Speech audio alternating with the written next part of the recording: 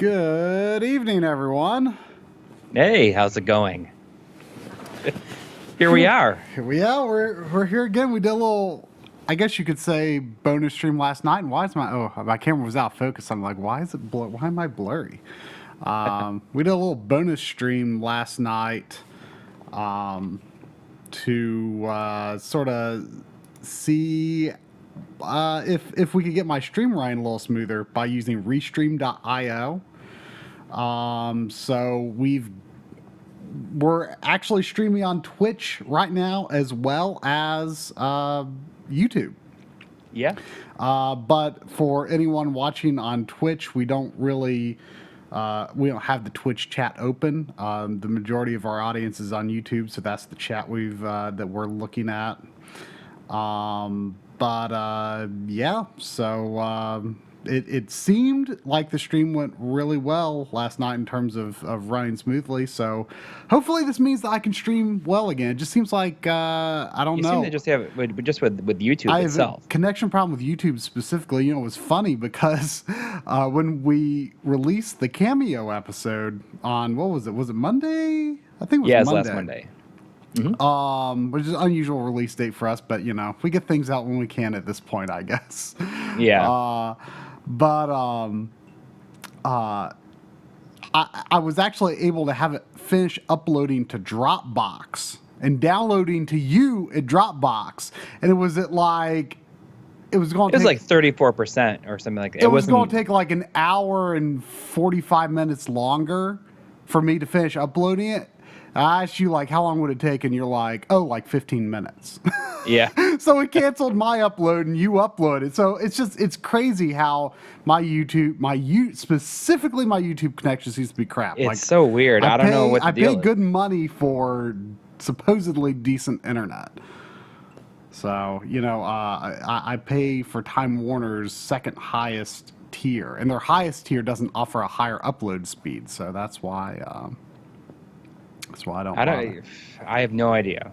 It's been a real pain, I think, for us. And hopefully this is the answer. Yeah, at least for streaming, but you know, there could still be issues with the uploads. It's not that big of a deal. It's not that big of a deal, no. All right, so yeah, so Kameo was, you know, it was kind of fun, I think, to do compared to some of the other Rare After Nintendo episodes because, you know, there's this history. You know, here's a game that I expected to be playing on my GameCube, and it was not on the GameCube at all. It was on the Xbox 360, and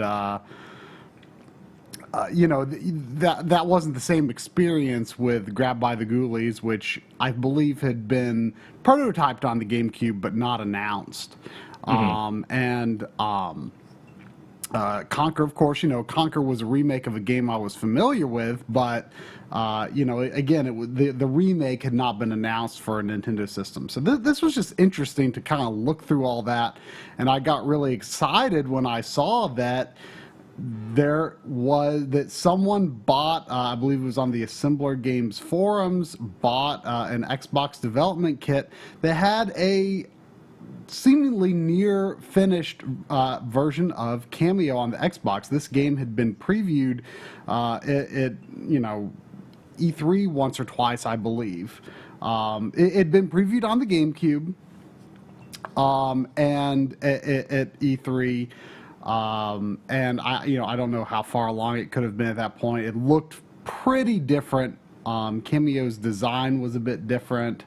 And you know, just a lot didn't really seem to carry over to the final game, but this is almost exactly like the final game. There are notable changes, but what someone said, I had a hard time finding information about exactly just how much there was to this version, but someone in the comments section said that it's content complete, supposedly.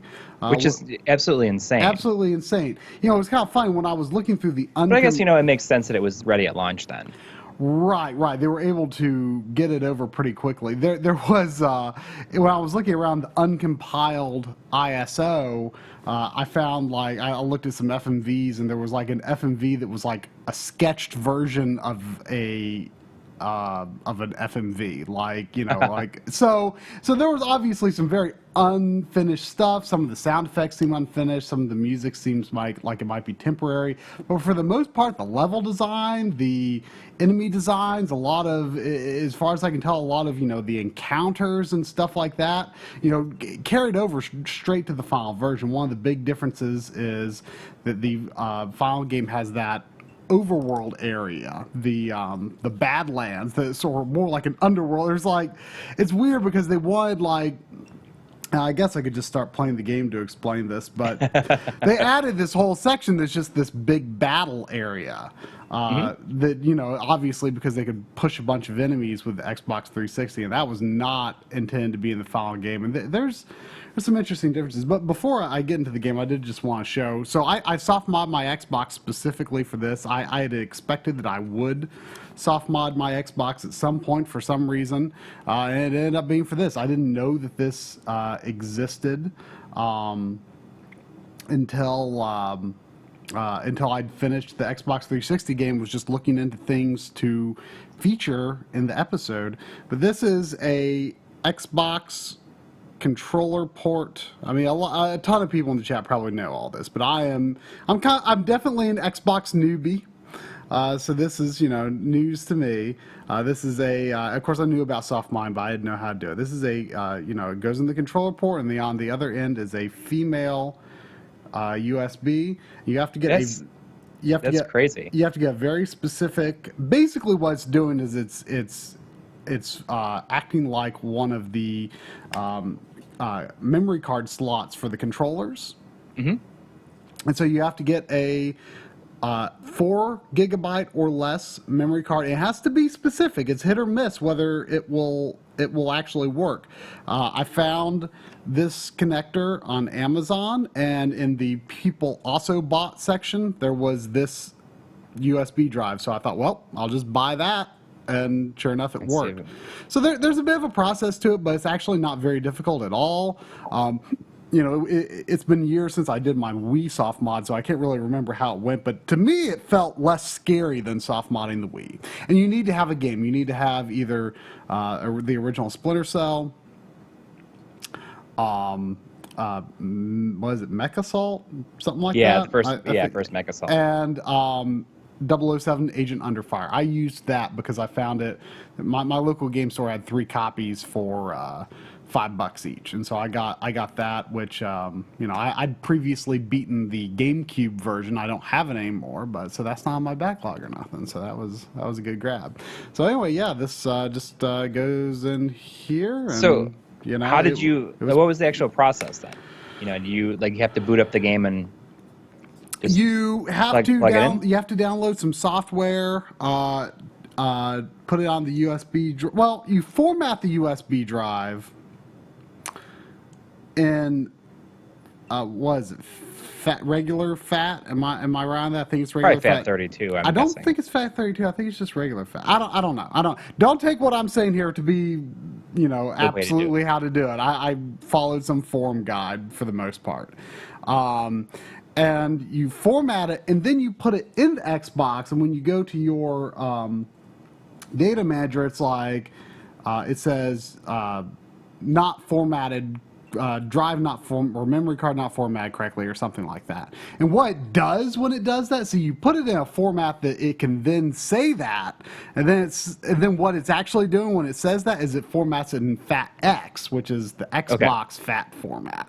So it doesn't tell you that it formatted it, but it did. And so then you take it out, you use this Xbox memory card manager software to inject a series of files into it, which does take a good bit of time, and then you inject the save for whichever game you're using for your exploit, and then you copy, you put this in back in the thing, and you should see the files there for the main file, the big file for the exploit, and the small file for the save. You copy those over, and then you boot the game.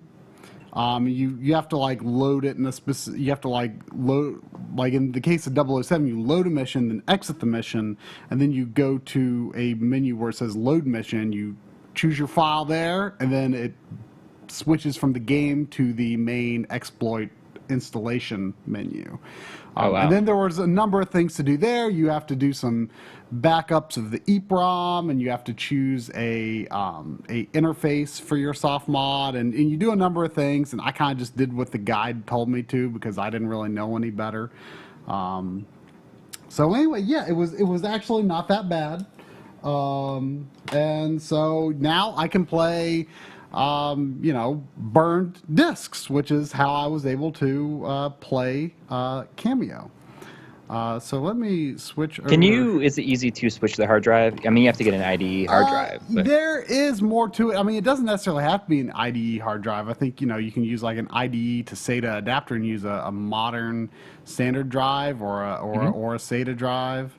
But I don't know a lot about that. That's something that I look at that. It's purple. That's something I expect to do eventually, but yeah, that wasn't my priority right now. My priority was I want to capture my own footage of the Kameo beta, and so I did so. So I've got here my bootleg, not bootleg disc. I don't know if you can call it a bootleg if it wasn't officially released. So there, Kameo dev build. So we're going. That's cool. We're gonna put this sucker in and play. All right, sounds good. And it's kind of neat. The LED on the Xbox turns orange when you're in. That's so weird. It changes the color. I figured it was a green LED, and that was it. Oh, orange is another color that it definitely, like if you have a discrete error or something like that. Oh, okay, yeah. So it's orange when you are in soft mod mode, and it can also turn red for something else. But you can boot the system up into factory mode, and it looks like I'm dropping some frames right now, but on the stream, it looks fine from here. Well, I'm getting stream health. Oh, there goes a little bit. Blinking. It hasn't stabilized. It stopped dropping frames, but it hasn't stabilized that red and green yet. But yeah. So what was I talking about? About the soft mod, something. Yeah. You just put the disc in. I mean, I don't. Yeah. And you can boot it up in a factory mode. Obviously, that's a little bit irrelevant now because it was mainly so that you don't get banned from Xbox Live. Right. But you can boot it up in just pure factory mode. But yeah, there's lots of different settings in here, and I'd love to explore it a little more. Like for example, you can have the system menus being 720p or 1080i, which the menu itself, I believe, will only appear in 480i. No, it does 480p. Does it do 480p? The system menu? Yeah. The boot up screen is in 480i, but then once it gets into the menu, it goes to 480p. Okay. And I think with this soft mod, I'll be able to work around, like for example, my issue where Panzer Dragoon Orta on, I've got very late Xbox, maybe one of the last revisions. Its manufacture date is January 2005, I think, which those systems, from what I understand, are very good from a reliability standpoint. You don't have to snap off the clock capacitor and such, but it has issues with 480p and a small handful of games, one of which is Panzer Dragoon Orta, and I think there's a workaround using the soft mod. Yeah, I'm pretty sure there is. Yeah. So yeah, I'm excited that I've got this, and so let's launch this up. All right. That's cool. So can you install games and everything then too? Probably, but since I've got the stock hard drive, I mean that would be a little overkill, I think, right now. That's funny. It says the game's name as it's booting up. Yeah, yeah. So like it's got this like unique, rare title logo. That version's not in the final game. Compression is not super great. I wonder if they intend to put a better one on the final disc. I'm sure they did. This title screen is fairly similar, where it has the different elemental warriors appearing. I don't know at what stage of development they decided that she was not a fairy, that she's an elf. I don't know. Yeah, if so that little bit in the episode, I was like, "What?" You At first, you were I was like, "Is that true?" I mean, did they really have a memo that said that? No. Because I could see them saying something like that. Right, but I mean, obviously that was internal conversation. This menu is exactly the same. This book, the geometry, the background, the way that the pages float, this is identical to the final game. This menu here. The one difference is there is some sort of online function for the final game. But yeah, it's just crazy how similar this is. But yeah, the whole elf fairy thing, like, she was explicitly supposed to be a fairy in the original previews of the game. Obviously she's got wings. I mean, have you ever seen an elf with wings? I can't think of one. No. So, I almost wonder if she was supposed to be like small, like on that Rareware FMV boot up logo. Like you kind of get this impression that she's kind of small. Right. So I don't know. And at some point, I guess they just decide that, the idea of a fairy doesn't really jive with the Xbox target audience.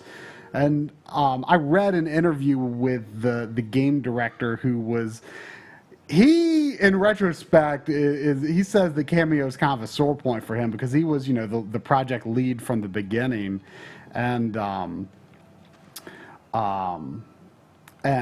he feels like it shouldn't have been released as it was. I don't think anything necessarily released on the 360 even. Right. I mean, I guess he thought that there were just elements that didn't come together, and he mentioned specifically like, the elf fairy thing, like, it's I don't know if it was Rare that decided or Microsoft decided for them, but basically, that no, let's not call these people fairies, they're elves. But they made no effort to really change it. So I went back through this gate, and now I'm back in the Enchanted Kingdom. Okay. Which, when you play the Xbox version, this gate is closed off at first, and it is later on. Like once you clear the forest area, it unlocks, and you can use this as a shortcut to get back there. But normally there's a warp. I'm drawing a blank on where you get there. I think there's a warp somewhere in the Xbox version that takes you to the Badlands, and the Badlands is like the real overworld. There's just this huge battle that's always taking place with the fairies and the trolls, and the real world entrances, so to speak, to the different regions are in the Badlands. And so you have to go from the Enchanted Kingdom, this place is in the sky, down to the Badlands, to the regions, finish the region, and then you've got a shortcut to those regions. But in this version, this was just purely the hub area. Okay. Now, so which approach do you like better? I mean, it's obvious, I feel, that the Badlands were tacked on, but I thought it was kind of cool that they used the power of the Xbox 360 to make it really feel like there's this like serious conflict. Like you're not just hearing that, oh, we're at war with elves or at war with the trolls. Another thing that was sort of tacked on, that as far as I can tell is not in the Xbox version, is a day-night system. Like, for example, there's this part in the video where I'm running along this path. I'm actually passing under these gates right here. And it switches to the Xbox 360 version, and it looks just a little bit darker. And I thought about re-recording that shot because I was like, well, I don't want the colors to be too different, but you know, it was close enough, I thought, and kind of in some ways emphasized the overall difference. But it's not that the Xbox 360 game is less vibrant, but that shot was actually taking place, you know, as it was nearing dusk. So there's this day-night system that, as far as I can tell, is just because they could. There's no gameplay impact whatsoever. But yeah, the layout of this Enchanted Kingdom is very similar. I mean, it's crazy. Like, you know, the grass looks pretty darn good. I think so. You know, the game is you know, you talk about how tall grass like that, you know, will automatically make you like a game generally. You know, I'm kind of the same way about if you can see the shadows of clouds on the ground. I love that kind of stuff. Yeah, I just told, like, you know, I had this very strange memory. And, you know, it's been a long time since I played Sonic Adventure. So I could be wrong, but I have this memory of playing Sonic Adventure in, I'm not sure if this pathway is in the final version. I wonder what's up here. I have this memory of playing Sonic Adventure in EB Games, like, right when the Xbox was released. Or not Xbox, Dreamcast was released. And I just have it just blew me away how amazing it looked. And I think it was maybe just because the textures are so high quality, but like, I have this memory of seeing individual blades of grass. And then I went and played Sonic Adventure sometime later. I'm like, wait a second, it's just a nice looking texture. Oh, yeah. Oh, you mean the grass texture? Yes, the grass texture in that is really good. You know, but it's flat, right? It's flat. Yes, but my memory when I played the first time, my eyes were just like so overwhelmed. I thought I saw individual blades of grass, and like so at that time, I was already thinking like, oh man, like that's the next step. Is like instead of these flat textures, grass textures, we're going to get this real grass. And I'm disappointed that to this day, it's not really all that standard. Like you'll have this flat texture with maybe a few patches of slightly thicker grass, but it's just not this lushness that you see here. And I can understand, you know, the strain of open world and stuff, but still, like, we're several generations past this. Look at this on the Xbox. Like, we should, I mean, sure, in this super tall, you know, fantasy, you know, very, I mean, it's realistic in some ways, but also kind of stylized. I understand that, you know, to get realistic looking grass in every game would be a bit of a stretch. But, I mean, you know, I feel like we should be past that. We should also be past the point where we have jagged shadows on people's faces. Like, my stance is, why are developers so insistent on running these engines that have these shadow effects that just aren't ready? They're distracting. You know, yes, you know, you can add more depth to the visuals by including some of these effects, but some are still not ready for prime time, I think. I don't want to see jaggy shadows on someone's face. Like, you know, don't just turn that effect off if it's not going to work. So some other differences in this area. Like, I think the geometry is slightly different. The paths are a little more windy. I think it's a little larger, but the overall layout is basically the same. This, you know, you do this whole opening scene where you storm the bad guy's castle, and it plays out almost 100% identically to the final game. And then you fail. You've got 3 elemental warriors. Kameo's, you know, not prepared, but she tries to go there. You come back here and you wake up in this hut over here. And by the way, these well, this guy looks sad. Is there something up? So these like goblin-y looking people with the wings. In the final game, I didn't really show them clearly, but they've got They're fuzzy. They've got these very like Garfield-like cartoonish eyes, Yeah. and they are just gross and disgusting looking, and just not very good looking character designs at all. These things are like kind of dark and evil looking, but like, With, like the rain cloud over their heads. well, no, just that one. There's like some others over here. Is there a first? Yeah, here's a first-person view. I'll show you one. Like, I don't know. I think they look kind of cool. Like obviously they're not evil, but they just kind of look a little strange and creepy. But they're not evil. But in the final game, they're just this very generic, cartoony-looking things, and I don't They like ruined. them. They ruined the design. You think? I think so in the final game. Like, it's a completely different design. I do not like them at all. Over here is the Mystic. She lives in this hut. Her design is slightly tweaked in the final game, but it's pretty similar. She actually makes me think a lot of a character who's, I think, a shopkeeper in Star Fox Adventures. But you wake up in this hut, and the Mystic has fully voiced dialogue in this. But it's very different. It's completely different dialogue. In the final game, it's super obvious that she's actually evil. Nothing really comes of it in the game itself. It's just kind of this thing in the end where it's like, the Mystic was a traitor. And then they like kind of hint at like, you know, maybe she would play a role in the sequel, which there is some stuff online of like a like super realistic looking Kameo, like a character model that supposedly is, I believe, like real stuff from a in development sequel. Really? Yeah, but I didn't put it in the episode because I wasn't like 100% sure if that really was the real deal, and I didn't really think it fit in. But I did think it was interesting.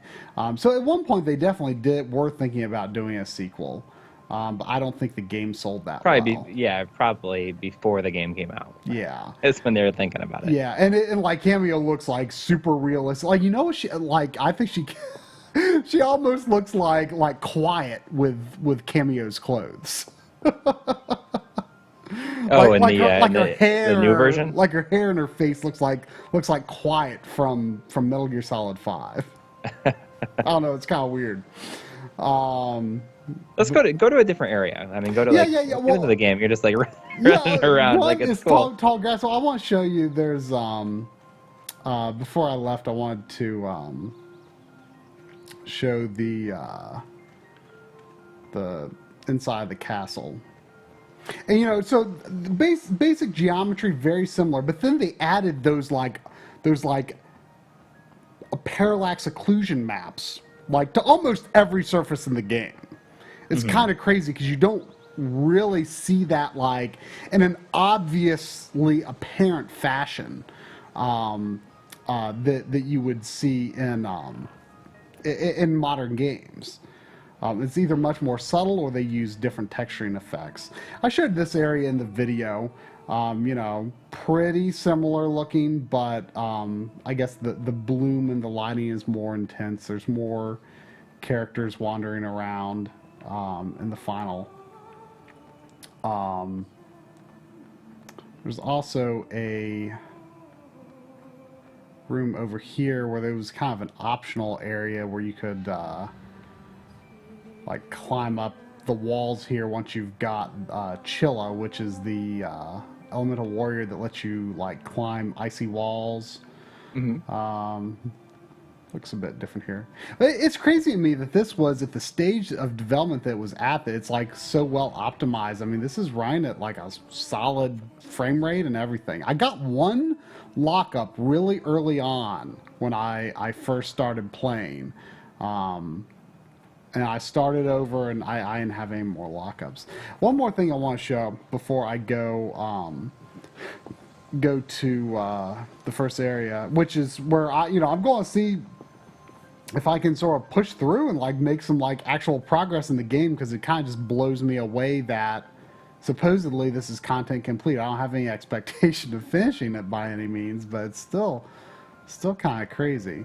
It's not that long of a game. It doesn't seem like. I think you finished it in a day, didn't you? I finished it in 2 days. Okay. It's like maybe a little over 10 hours. I actually thought it was going to be a little longer than that. Like Rare's like N64 era games like tend to be kind of long, especially ones like this. So in the Mystic's Hut, this is kind of interesting. There are 4 plates or something on the table.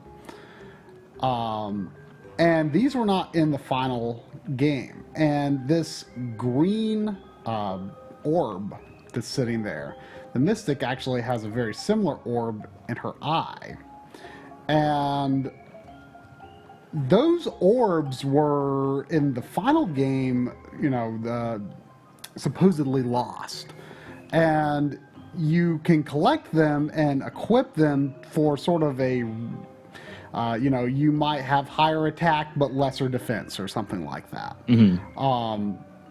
I only found 1 or 2 of them. But what was interesting was in this game, the orbs unlock. I found the orb somewhere in the Enchanted Kingdom here, and the orb unlocked that gate to the forest realm. So these were intended to be an unlocking series.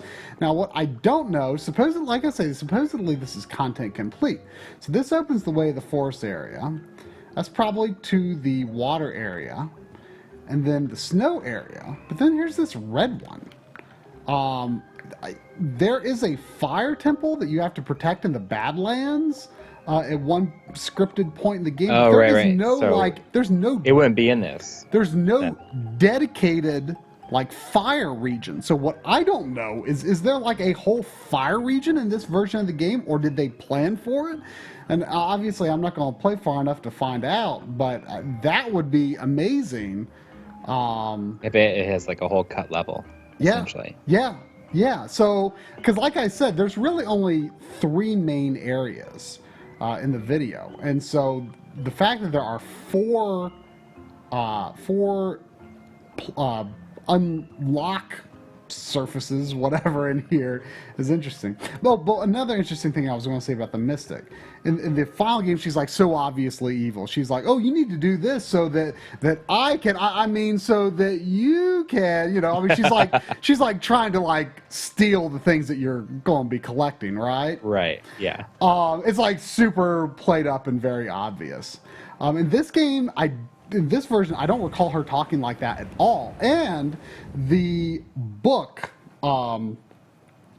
she refers to the book, which is called the Whatnot book, and supposedly you have to have it to control the elemental warriors. It's the pause screen. There's this old man's face floating inside the book. Supposedly he was working on this book and got trapped inside it. And in this version of the game, she refers to him as her husband. In the final game, no connection like that whatsoever. So I think they completely changed their mind on them being related at all and turned her into a traitor, probably for leading up to a sequel that never happened.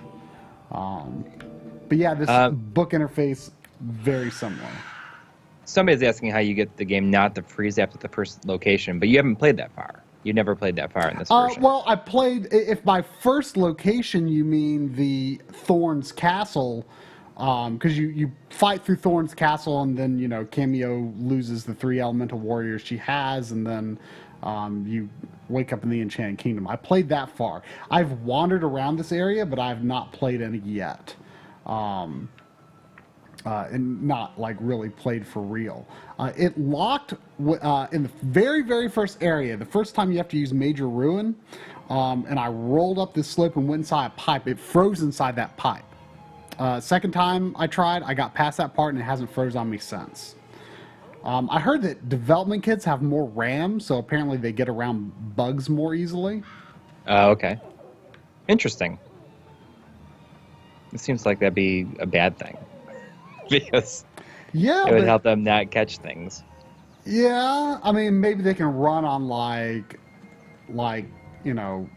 retail RAM specs. Oh, now this is interesting. This house right here is a shop in the final game. So let me see what's inside. Like it's not a place that you go inside. Oh, it says Forest Bazaar. Okay. This is just like, this is not like an interior place. It's just like a shop front. And there's the guy there and you just like buy through this interface. Now, do I even have any runes? I don't have any runes. Like enemies just drop a lot of runes in the final game, but none of the enemies that I fought so far did anything like that. This gate with that sort of a target on it, I sort of suspected that that would have been an expanded area in the intended final version, but if this is content complete, I'd be curious to see if it's no larger, because it's just a very small area, and they kind of like almost made it out like it was going to be a bigger sort of deal. Yeah. Oh, this is you're playing in 40p, right? Yes. Okay. Now this is interesting. There's a boulder blocking this way, and there's just in the final game there's just like a bar in there, and it's open from the beginning. So definitely a lot of tweaks were made. Yeah. So I mean, who even knows? It could be a totally different level. Yeah. Something interesting about the ogre swamp that's beyond that place with the target. There's this giant ogre ant, and he's got. I was going to make a reference to this at some point in the video, but I didn't. He's got these Shrek ears. And it's just like such a relic of the times. I feel, you know. Yeah, yeah. Like, cause like so many like characters, you know, like had that same, and they all had that same look on their face, the same smile. Yeah, definitely a. Sometimes, and she does this in the final game too. Like sometimes, like when you're swimming, like she slips under the water a little bit, but she can't actually swim underwater. Like she just did. Like she just went. All right, decided her go down. Man, I can't stop yawning. I don't know what the heck's wrong with me. So I think what I need to do. I think I need to get the second elemental warrior, which is Rebel. Well, I didn't use a whole lot. Oh, this guy's got a rain cloud. What's his problem?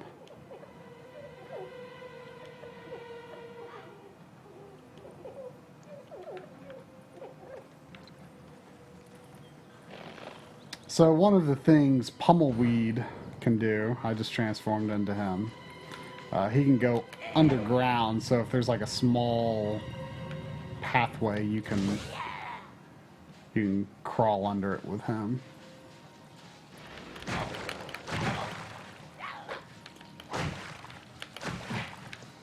Yeah, it seemed like a lot of the transformations, I didn't think they looked very appealing. So, I mean, some of them are kind of cool. I kind of like this guy, but a lot of them were... Rare is very hit and miss with character design, I think. Mm-hmm. You know, they I mean, maybe more miss than hit. I don't know. I love their games, but I'll admit there are some weird designs, and you know, like the character models are not that different from the final release, and you can definitely see like especially like some of the geometry in Kameo's face looks very polygonal. You know, you can almost see like the vertices. So, you know, they did not spend a lot of time upgrading character geometry, but it was already fairly high quality, especially for the Xbox. I wonder how much time there was between this version and it coming out on the 360. Oh, I suspect like a year at most. Like I think it seems like a lot of time though, really. I suspect I think the time between them moving development to the Xbox 360 to the final release, I suspect was a year at most. Because it was like, what, November, right?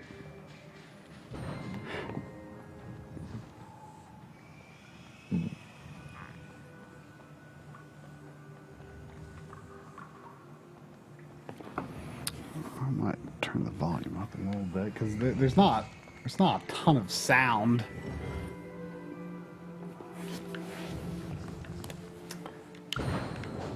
Oh, there's not a lot of music or anything. I mean, there is, but it's just not.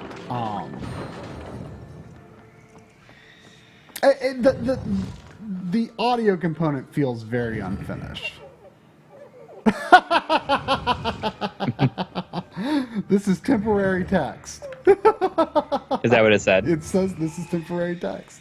There's another guy in here. Let me talk to him. That character that I just talked to was not in the final game. Oh, okay. This guy actually says something though. I got you the game, didn't I? Yeah, I 360. think it was one of the games that you found locally. Like you just found a good copy. Like I was holding off on. Well, I wasn't really holding off on getting it. I just hadn't seen a good copy locally. Yeah. Okay, so this is a shadow troll battle, or in the final version, the voice of the Mystic is different in this version and the final version. In the final version, she says trolls. Every other character says troll, but she says trolls. I've never heard anyone say troll before. These, in the final game, these look even worse. Like, it's just a mess. There's these bats flying around. It's very confusing to figure out where the shadow troll is. You can't use transformations. I just think these battles are just a complete mess, and I don't understand why they're like this. You collect these lost souls, and then you like shoot them at the shadow troll. It just feels like a confluence of unfinished ideas. Right. Like, because these shadow trolls have, like, I don't know, captured the elemental warriors or something, and then they're like, you know, in this baby form. And obviously in the final game, or in the original Vision, like when they were developing for GameCube, you were going to collect these, you were going to like collect them, like almost like Pokemon, and raise them. So it makes sense that they had these like baby designs, but the final game is just nothing like that.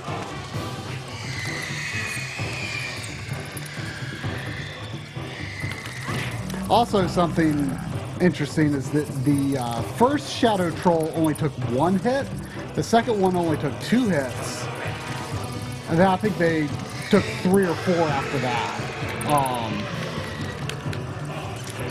But they definitely take more hits in this version. So it seems like you kind of get into this part, you have no idea what's going on. It's like, wait, like what is even going on here? Yeah, it makes no sense. It's ridiculous. Like, it's not like hard necessarily. Like, It's just like, how did I get here, and like, why is this even happening? It's the same situation in the final game. Like, you're going into the Shadow Realm to fight the Shadow Trolls, which took the Elemental Warriors. Mm-hmm.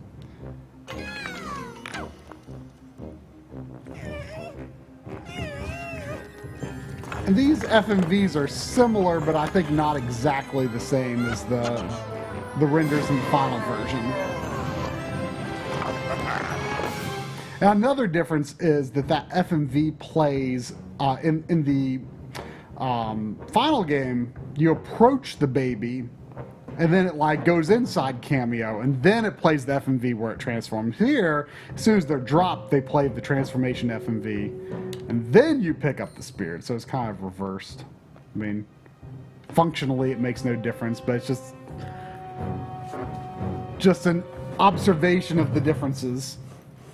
What's this guy? Is he like poop? He's rubble. He's Oh, okay. he's rubble. He's made out of rubble. Oh, that's interesting. They equipped him to two different buttons for some reason. You can't do that in the final game. So he just like chucks rocks. Oh, I see. Okay. He chucks rocks. I just got Chuck Rocks at MagFest. Which Chuck version? Rock 1 and 2, the Sega CD version. Ah. Wait, I thought that was. Maybe I'm confusing it with something else. Nope, I got Chuck Rock 1 and 2. I thought Chuck Rock was something different.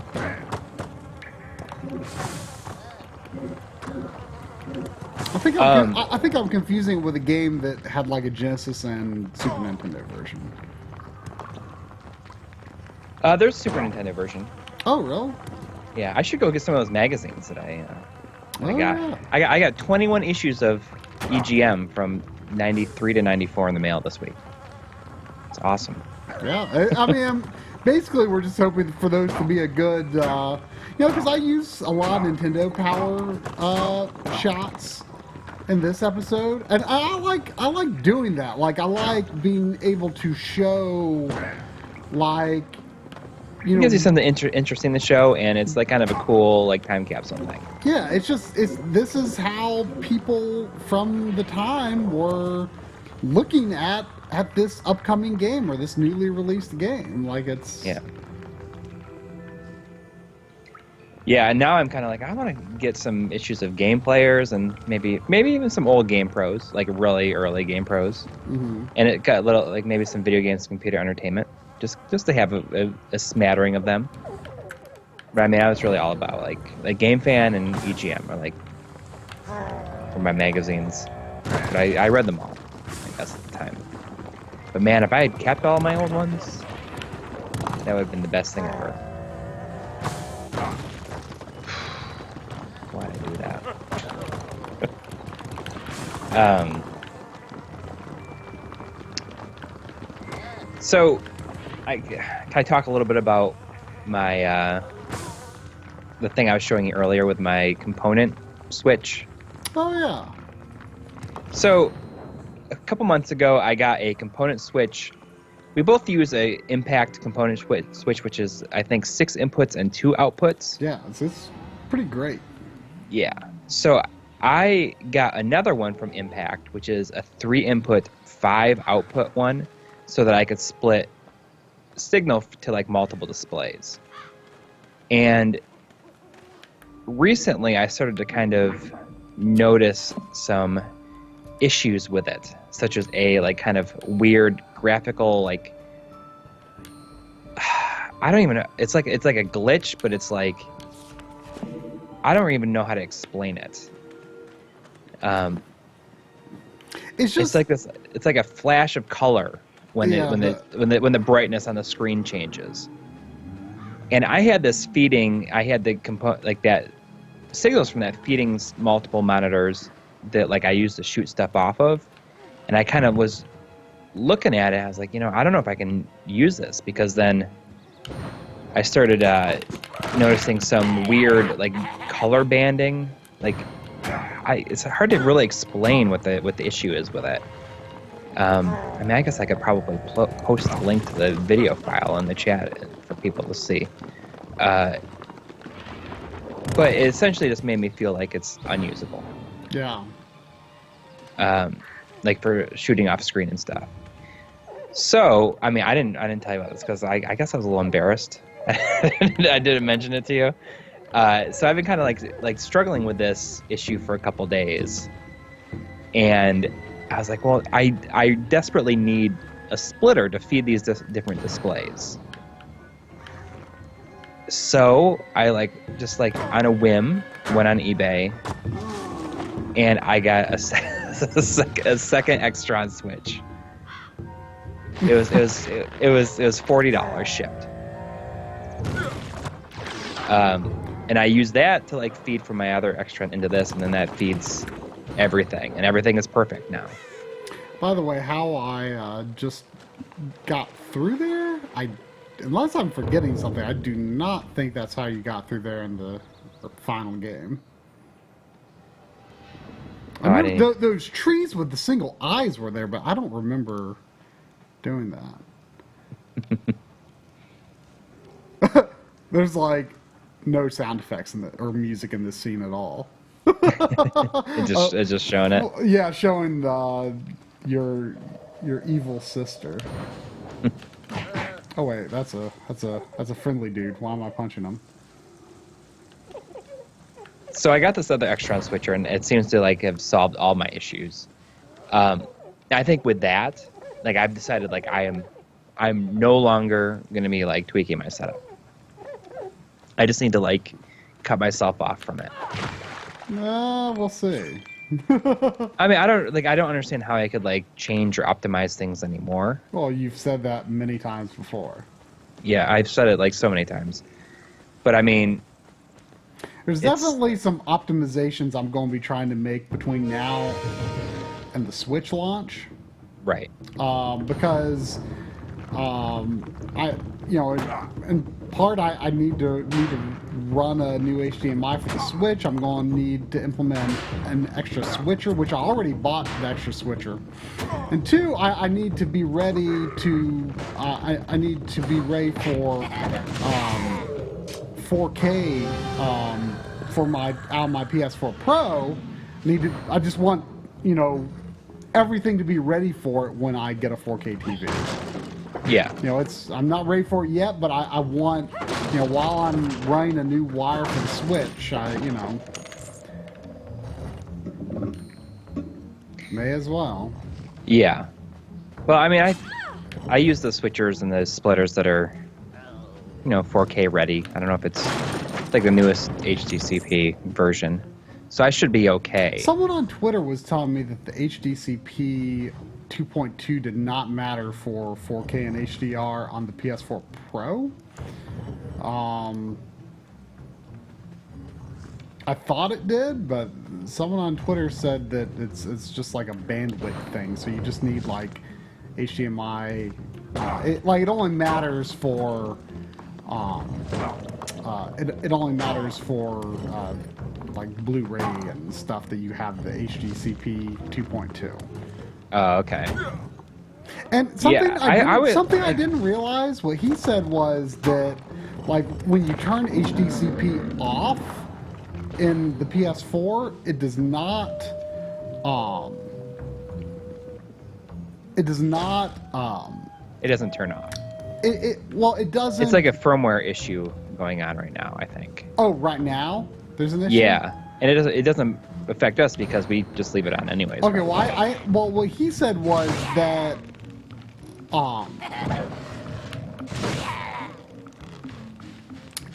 he said that it does, like, I was under this assumption that it blocked out like certain scenes like streaming can do randomly, but he said it doesn't do that.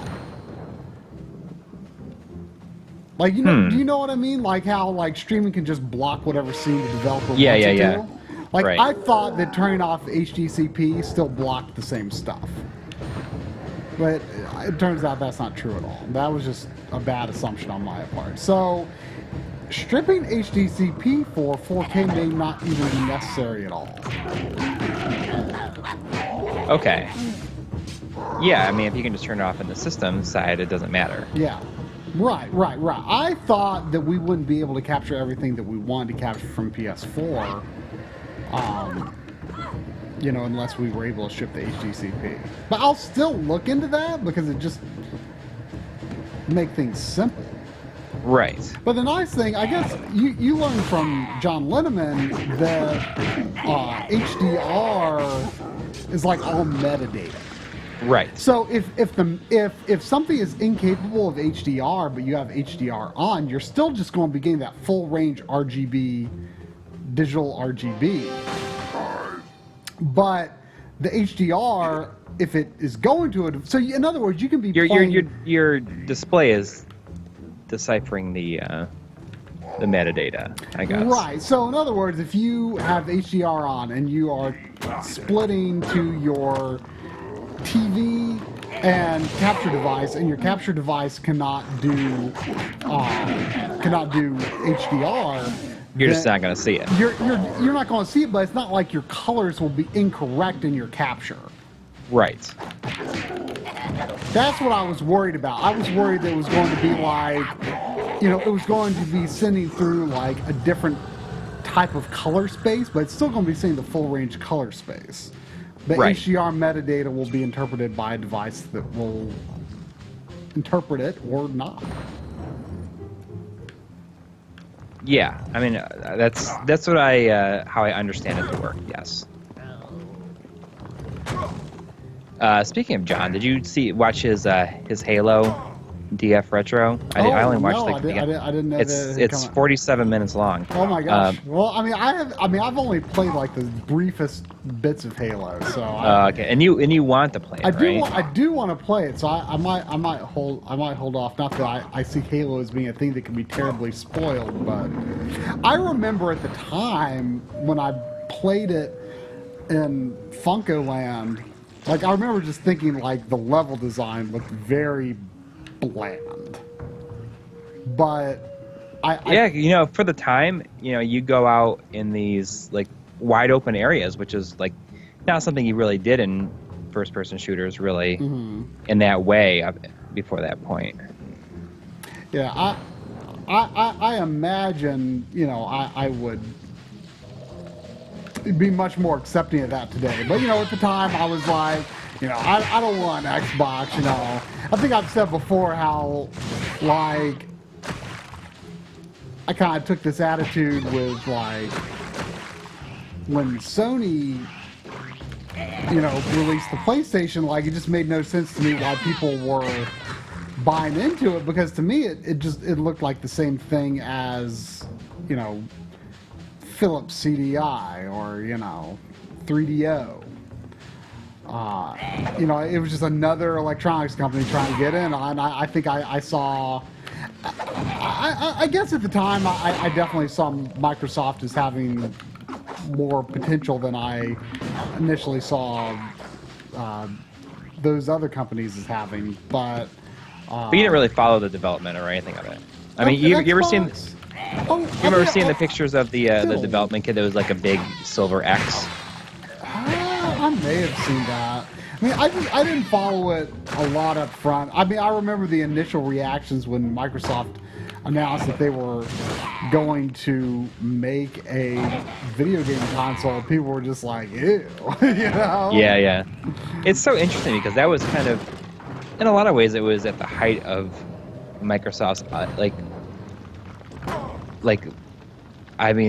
people didn't like them because they just had an idea that they were just like, oh, they have a monopoly on everything. Yeah, I've never really had an anti-Microsoft perspective. I definitely was not interested in the Xbox at first at all. Yeah. And really the first thing that interested me was, Rare really, but I think I was like so mad about it at the time, Yeah. Like betrayed. Yeah, I mean, the whole, the whole classic like Nintendo is doomed. Like I think that was like the first Nintendo is doomed was losing Rare. That was like the original Nintendo is doomed. It's tough to think of the 64 without Rare. Yeah, I think it would have been a dire situation. I think it would have been. And what's interesting is like I think I assumed most of the people who are still diehard N64 fans, I assume most of them like Rare. But I mean, I definitely think there were a number of people who were not into Rare back in the day, and those people have probably not really remained fans of the system, I would guess. Yeah. But Rare was like, was like the first not Japanese developer that I like really liked. Yeah. Like there were scattered.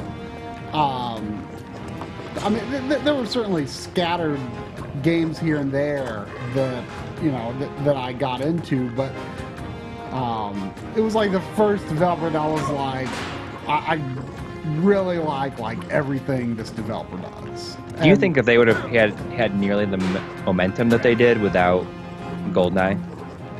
You think that pretty much made people say like, okay, I gotta like these guys are making good games for the system. I mean, GoldenEye and Perfect Dark are like very different from their traditional output, I think. Right, but I mean, I feel like that was the first time where I thought about the actual name Rare. Well, I mean, for me, it was Donkey Kong Country. Oh, you know what? Yeah, you're right. You're right, and I remember thinking like, oh, these are the Donkey Kong Country guys. Yeah. You're right. So it was Rare. Donkey Kong Country was definitely the game that put them on though. Yeah, but like Killer Instinct Gold was their first N64 game, which I don't have any particular interest in. Me being not a fine game guy. Oh, I just remembered how to beat these guys. You throw your rocks on the other side of them and then let the rock roll back toward you. How do you do that? Like your rocks automatically come back to you, so I just gotta like chuck the rocks over them. You're trying to get them to like land on their heads. And then as they roll back to me, I can then come in here and punch them. Oh, okay. There you go. That's a lot easier. Yeah, I figured that out so quickly when I was playing the Xbox 360 version, but I forgot about it.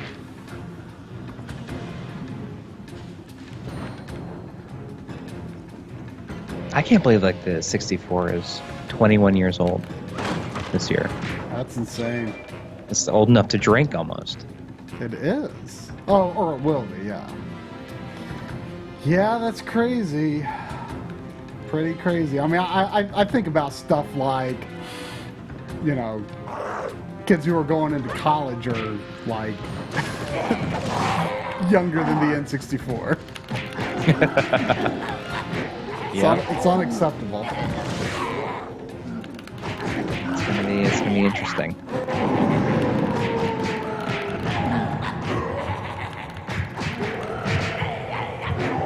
But yeah, I just like Rare just became so intertwined with Nintendo for me, Yeah. Well, I mean, they, like I said, they were like they are the people on the 64. Yeah.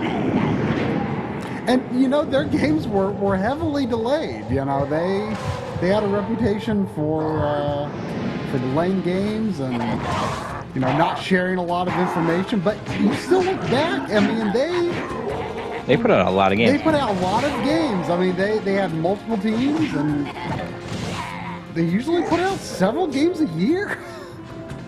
Yeah, I remember thinking about like Jet Force Gemini. I was like, where did this even come from? I had no idea. Never even seen anything on it. I was like, this is another Rare game. Oh, because I was working retail. I mean, by the time the Jet Force Gemini came out, I was working at Electronics Boutique by then. I mean, I worked there from '97 till. Jet Force Gemini is '99, right? It had to have been, because I mean, I remember thinking, like, where did this even come from? I had no idea it was even going to be released. Yeah, I mean, I was hyped for it. Jet Force Gemini is an interesting game because it's divisive, in large part because the frame rate is so bad. Yeah, I mean, I think it's kind of a pretty poor game based on what I've played. I think at the time, if you were willing to give it a chance and get used to the controls, and if the frame rate didn't bother you, I mean, I think it was definitely an interesting game.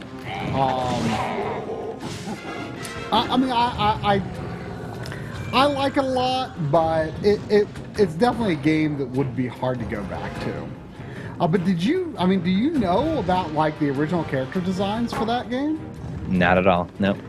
It was originally like a very like short, cute sort of characters sort of thing. Like Really? It was shown off. I mean, pretty typical. Right? Pretty typical. But they were human characters. Not like Rare's got a lot of animal characters, but they were like short and cute. And then like I want to say like the whole shift to like the more adult-looking characters didn't happen until maybe around, I can go back and see in my old Nintendo powers when it was first shown off in with the adult characters, but it was shown in Nintendo Power for years with the kid characters. For years. I want to say a couple of years, yeah.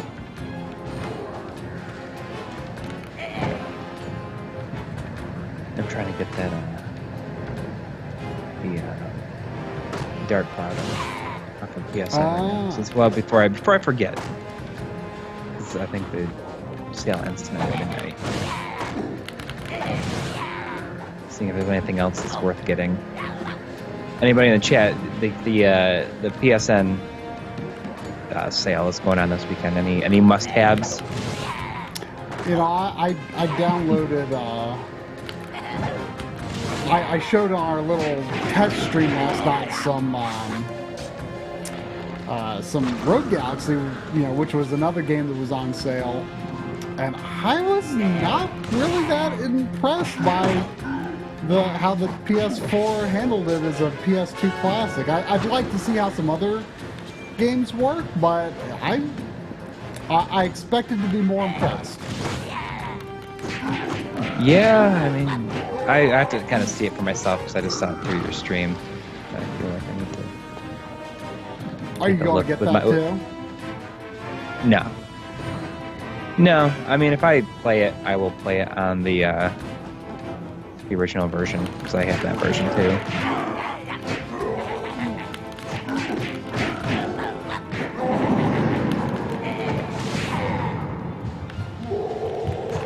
Just wondering what else there is. If there's anything else that's decent. Maybe something that's like so cheap I can't refuse. I really wanted Wild Arms 3 to be on there. Yeah. I would definitely get that if it's for sale. It would be like that'd be a good one to get.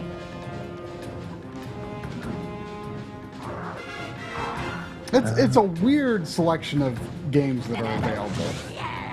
Like, not just me on sale. Yeah, but I mean that's kind of. available. I think that's kind of the appeal of these flash sales. Does anyone know if Sony has even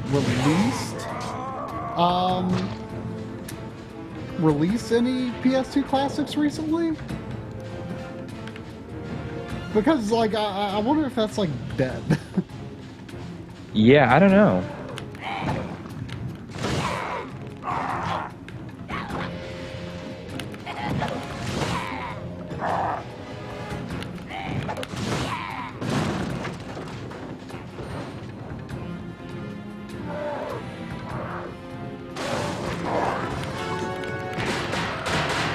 I forgot that I removed my payment information from PSN a while back. Yeah, I don't buy enough on there anymore to Justify keeping it in there. Can you just like use it once? Looks like you have to add a payment method. I have two-factor authentication. Actually, on there. I might have mine on there now that I think about it. I think it's Nintendo that I don't have it on.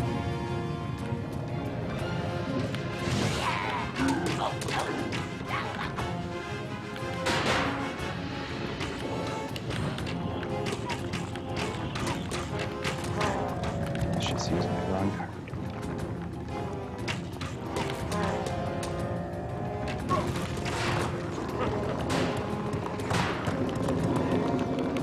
Yeah, Rockstar is put a bunch. Let's put some up. Oh yeah, what is it? Red Dead Revolver's on there. Yeah. And Which the I don't- Max Payne games are on there.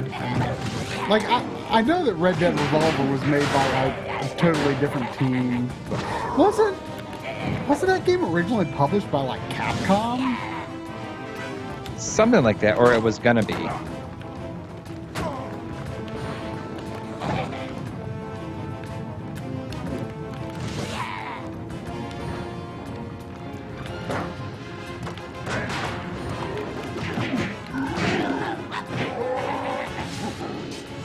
I definitely think, I mean, it's hard to guess, like,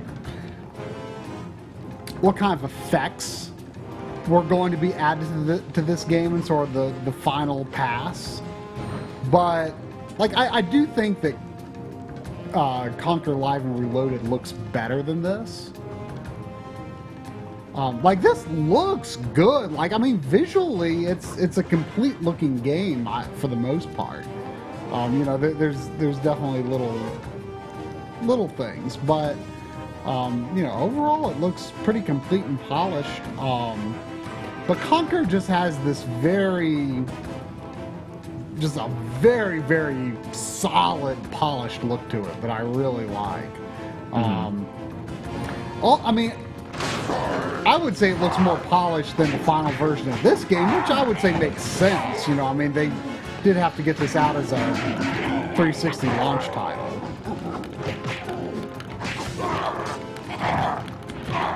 Are you gonna get Bomberman on the Switch? I feel like I shouldn't, but I'm like really tempted to. Yeah, you know, it's up on Amazon with a Prime discount. It's $39.99 with a discount. You know, I don't really care that much about this stuff, but like something about it gives me sort of second thoughts. Did you? I think it was on Digital Foundry. I read it. It's like it's 30 frames, which It's weird for something like that. yeah, like it's like I don't like if it's a solid 30, like I don't care. Like that's fine and all, but it just kind of like makes me question its quality because there's a game like that. There's like no excuse for it not being 60, you know? Yeah, But I can understand that. But supposedly, like it was kind of like a joint Nintendo Konami thing. Like they like it sounded to me like Nintendo wanted it to happen, so they helped.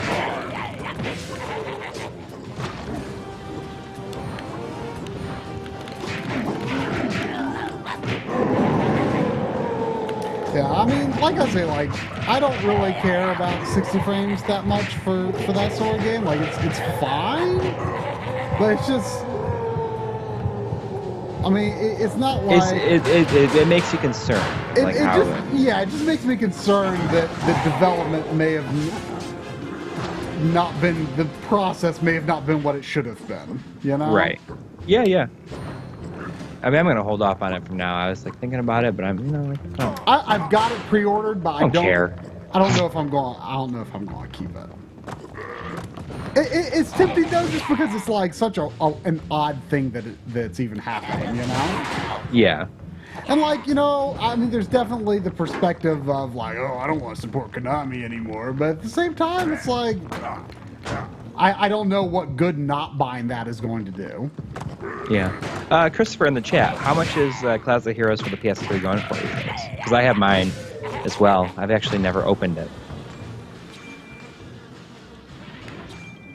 That's like something you want to keep for sure, I thought. Oh, I'm not selling that. It's a Working Designs. Or You know, Gaijin Games. Sorry. How close are you to a complete Working Designs To a collection? complete Working Designs? Let me look. I can tell you I was how. thinking about that just the other day. But you can't be that far off. Like, and are any of the ones like actually like very expensive that you don't have? Oh yes, I have like a lot that are really expensive left to go. Let's see. So for the TurboGrafx 16, I'm missing Kadash, Exile, Wicked Phenomenon, and Bastille, which is like 1, I forgot about the TurboGrafx aspect. That's 4 out of 6 games that I'm missing for the TurboGrafx. I have all their Sega CD games. For the Saturn, I'm just missing. I'm missing half of them, which is Magic Knight Ray Ooh, Earth. that's the rough one. Yeah, Sega Ages and Shining Wisdom. On the PlayStation, I have 1, 2, 3.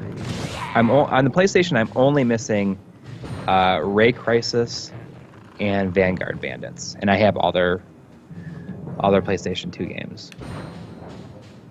If money wasn't a factor, and you had to choose between having a complete Working Designs collection or having Snatcher again, which would you choose? I would say the Working Designs. I think that would be the right choice. I could see that question coming as soon as if you had to choose. I mean, that's a very good question for you, I think. Like, yeah. You know, that's. I mean, like I said before, I mean, when it comes to, I think that like Working Designs games are like the only things that I like really consider myself as like a collector of. Mm-hmm. You know, like I just like want to have them all. Mm-hmm.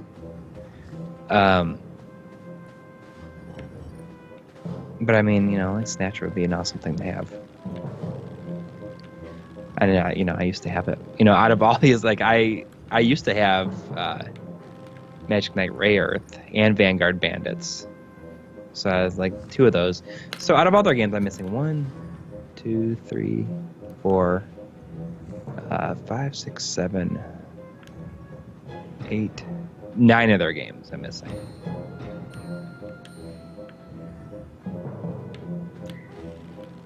It would be it'd be cool to have them. Yeah, I mean, You know, like I was just playing Ray Earth on the on the SD card Saturn that I was gifted, and it's a great game. It's so cool. Like I still have my old save from it. Did you beat it? I did not beat it, but I mean I played a significant amount, and it's like at a great time because I just like watched the anime and everything. When I played it, I was like, oh, that's pretty cool that it's, you know, Designs game. Yeah, it was. Yeah, Raystorm is on Tidal Legends too. I just kind of want the, I just want the spaz version. I mean, yeah. I mean, if I were to say like I'm a collector of any one thing, like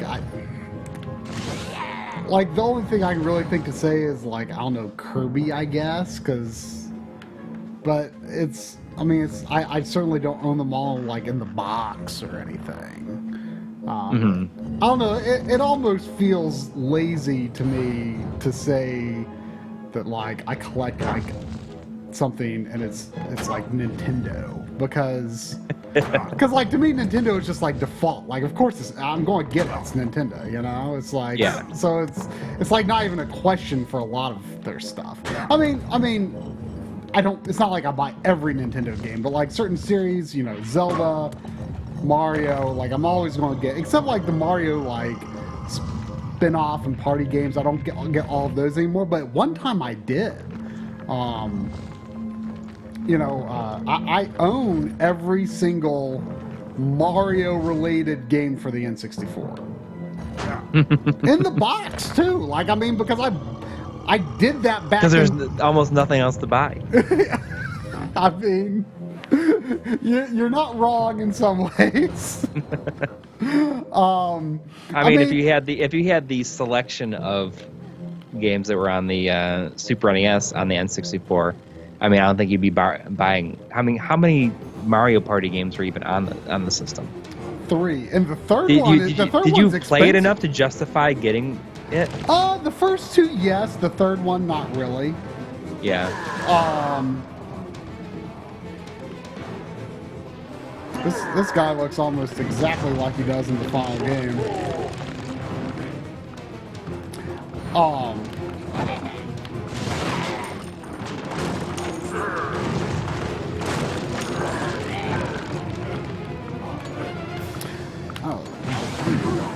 Is he a tree or a mushroom? He's a tree.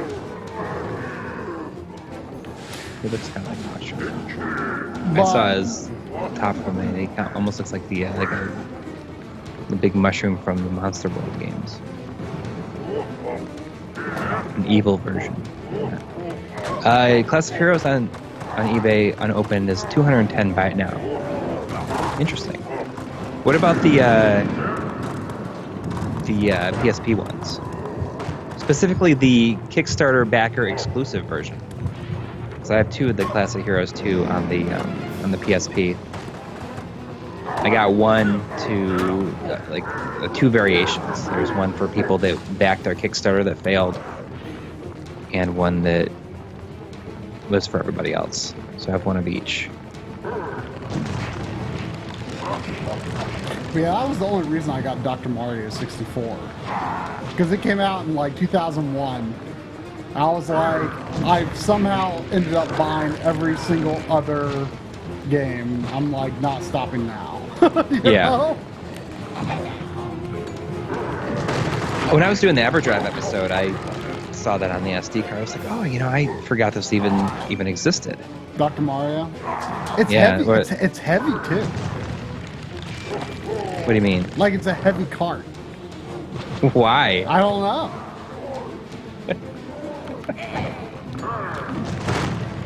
Like, I think F-Zero is a bit of a heavy cart, too.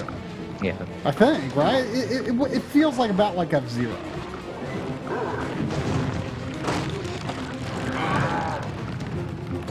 Like, the weird thing about that game is that it's got this, like, Wario Land 3 theme. Which is, like, really, really random. Really? Yeah, like I was just playing Mario Land 4 a little bit today for the next episode, just to kind of see how it looks on the device that I'm going to be showing. It's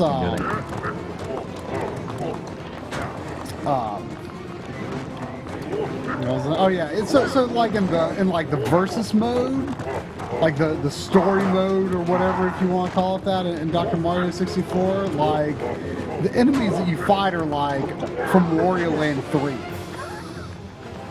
which is super random, I think. Yeah.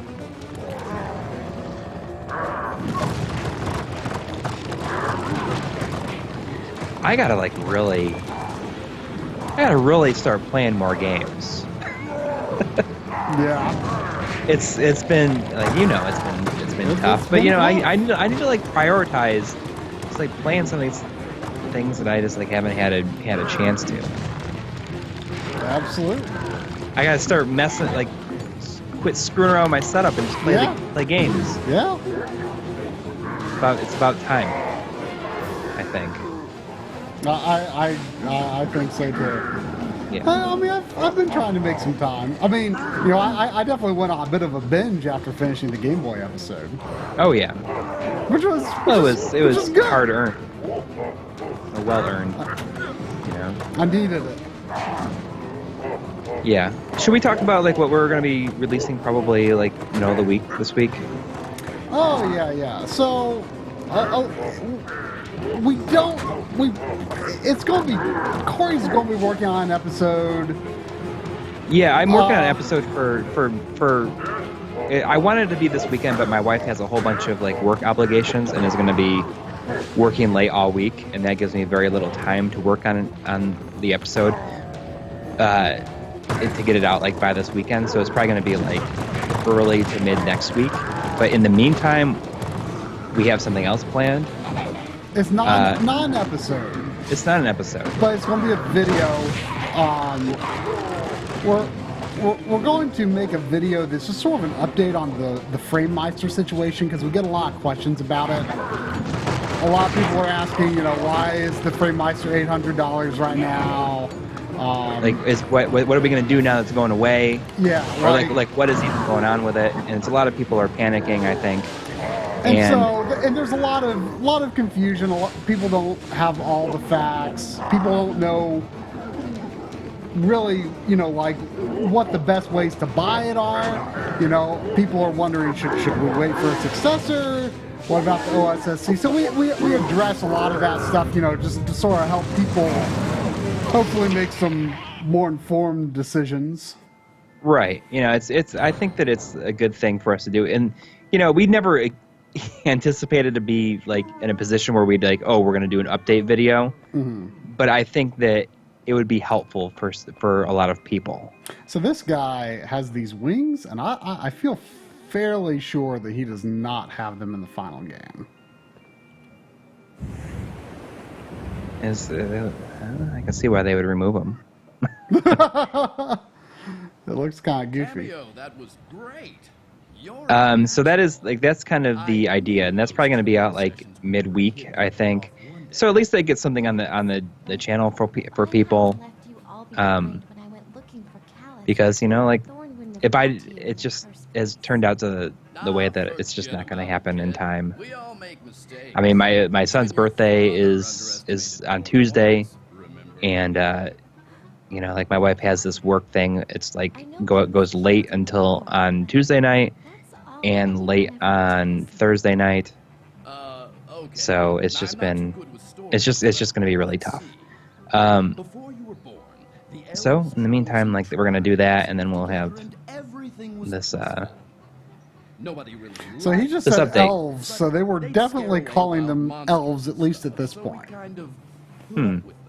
Even though he's clearly got wings. Every tribe had a leader, part of our council. Thorn was the troll's leader, but all of this dialogue, so he made plans to get the dialogue and voices and everything is completely redone for the final game. Yeah. And they definitely changed how the story is presented in small ways. Or big, I mean, it's subtle stuff. Like, they changed like how the Mystic is presented quite extensively, but the cutscenes sort of still happen at the same time. They just kind of changed the content. And the cutscenes are not as fleshed out. Like, this scene did not happen here in the Enchanted Kingdom. It happened, I believe, like, still in that forest area. I saw somebody asked about the TurboGrafx 16 episode. We're like putting all the pieces together for it currently. It's on our schedule. I think like we have like a deadline. I'm very close to purchasing a Super Graphics for it. Be kind of a neat thing to have for one thing, but it'll also be like something that we want to be able to show in the episode. Tri just got a PC Engine with PC Engine and Super CD-ROM briefcase. Yeah, it's awesome. Well, it's not Super CD-ROM, but I got the CD-ROM system card. Okay. So I'm guessing I'm going to have to unlock the next area somehow, and I don't know exactly how that's going to happen. Do I need to talk to the Mystic? I wasn't paying that much attention to what Hallis was saying, so maybe I should have.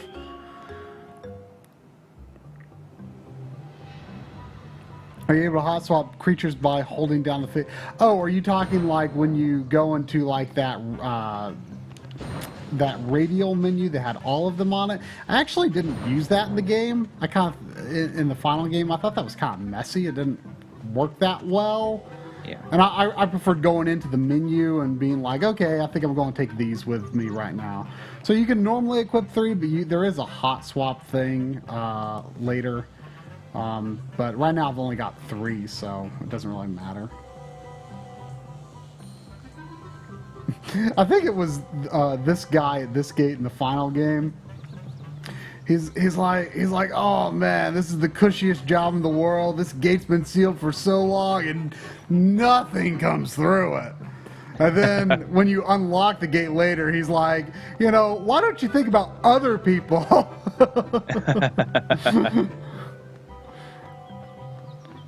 I am not sure what I should be doing though to unlock that gate.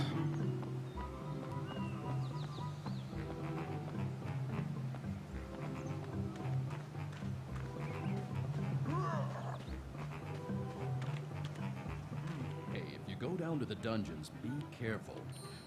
Oh, I think he wants me to go to the dungeons. Maybe one of the things is down there. I didn't really go there in the final game much because there seemed to be some optional stuff, but it didn't seem terribly important.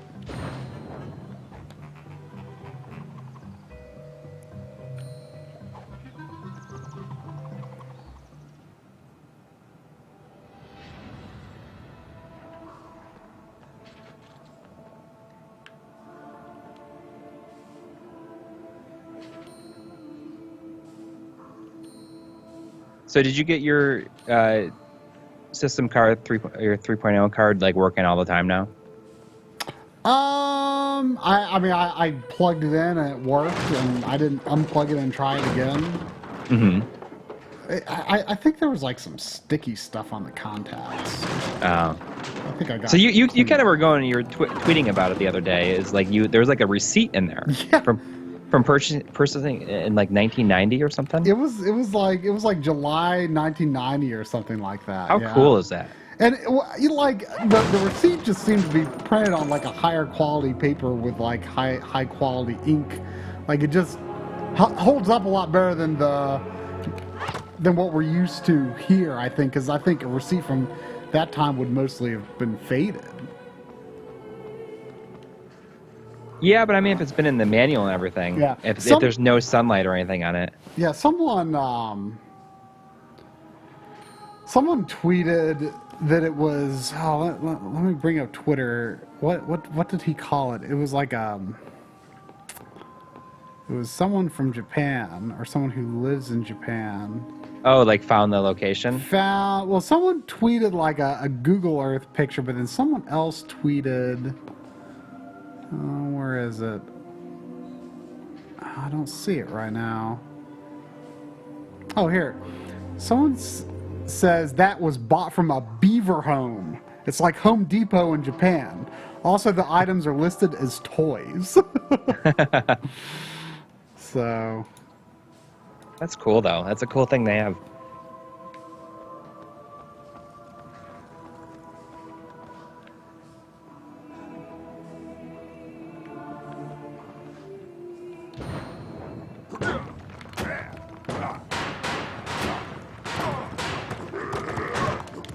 What plans do we have in terms of covering emulation of older consoles via homebrew, i.e. Xbox, Wii, Wii U? I think that we'll probably...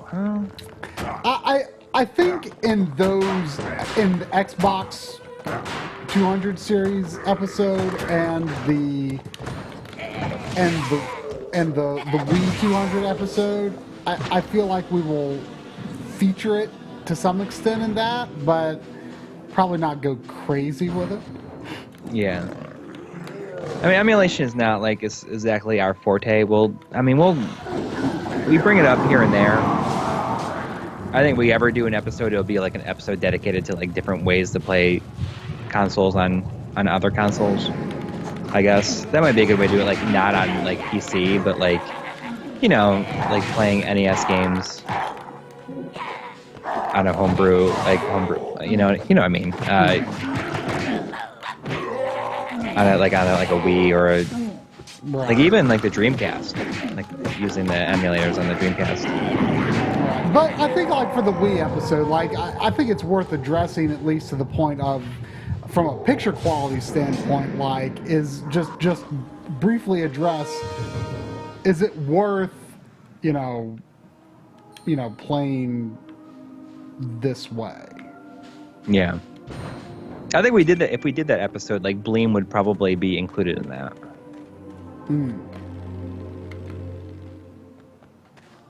NES? There were a lot of people like upset that Bleem wasn't included in the PlayStation episode. Yeah, and you know, like maybe it should have been. I just didn't. I totally forgot about it. I mean, I guess I was maybe a little prejudiced against it, just assuming like, oh, that's got to be outdated and couldn't be worth it anymore. But like a lot of people were really standing up for it. So I mean, maybe I misjudged it. Maybe I didn't. I don't know. I haven't tried it. I think a big issue with it, I think, is that I forget if it's using the official BIOS or not, but from what I heard regarding PlayStation emulation, like, you know, even if you're running like the official discs, like it's not 100% legal because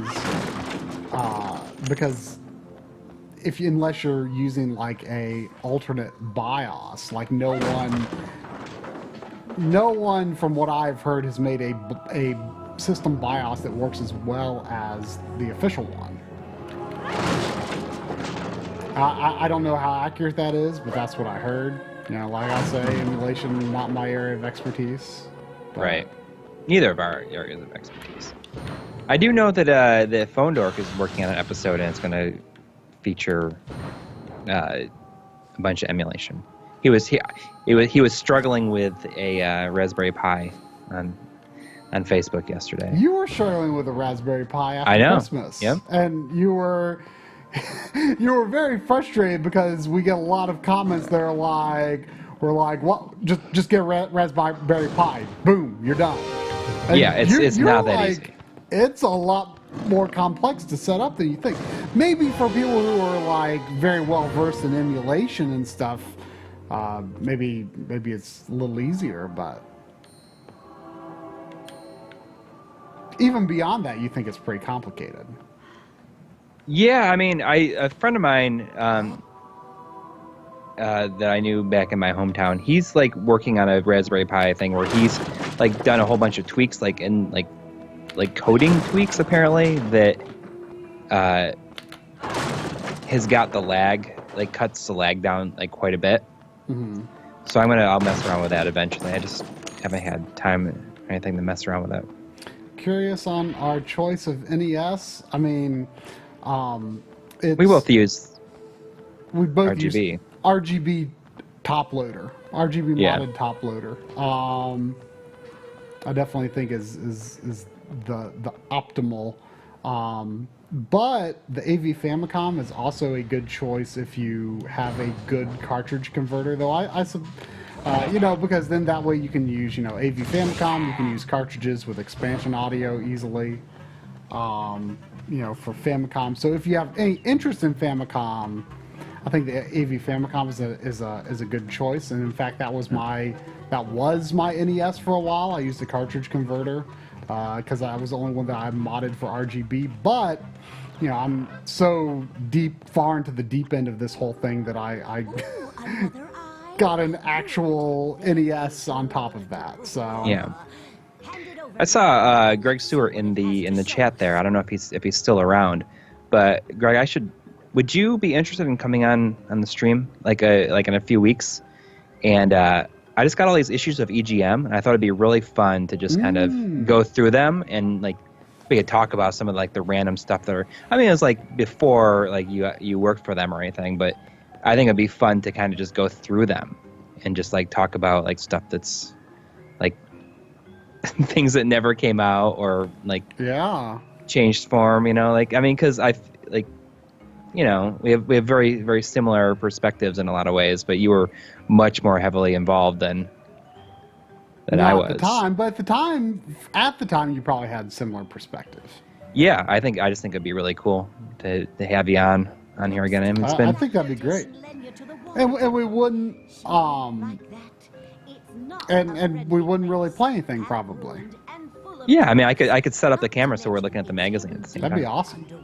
Yeah, kind of like our Patreon videos a little bit. I think it'd be fun to kind of go through it. Yeah, so let's do that in a few weeks. I think That'd be awesome. Yeah, I'd be way into that. Do we have a plan for next week's stream yet? I don't guess so. Not yet. I mean, we'll see what happens. I mean, if we like are struggling with a subject, then I'll break out the SD card modded Saturn, and we'll play some random Saturn games. Maybe, or we'll.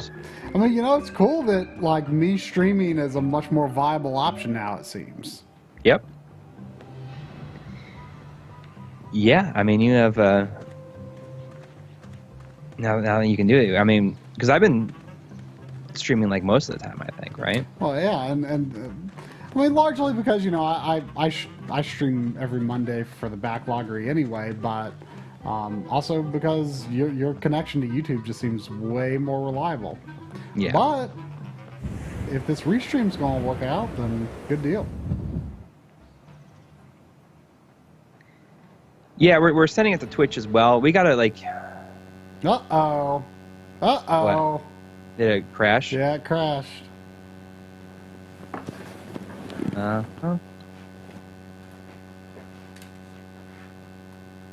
We really gotta like make an overlay for the stream here sometime. Kind of give it a shiny look. I mean, we should like update the actual Twitch so that people will know that. I think I might have accidentally just booted it up in. Oh no, I thought I booted it up in stock mode.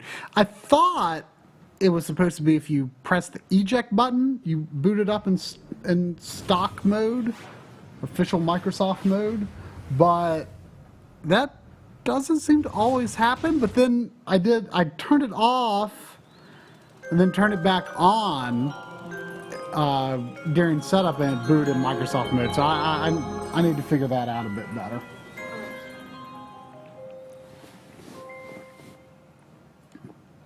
Well, hopefully it saved after getting the dragon. well, after getting the blue thing. I mean, I've got the dragon because I see it on the file select.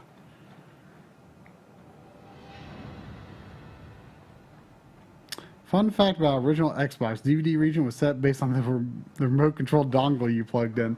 You know, I forgot about that. Like, you had to have an accessory to play DVD movies on it. Is that right? Yes. I totally forgot about that because when I was researching the soft mod, you know, one of the features that kept popping up was dongle-free movie watching. I was like, what? That was, you know, I had very limited exposure to Xbox. My college roommate had one, but I think there just wasn't much he wanted to play on it, and I think he got rid of it. And I think he sold it and bought a PS2 instead. Uh-oh, we're on a black screen here. Could our autosave be like in a glitch? Maybe.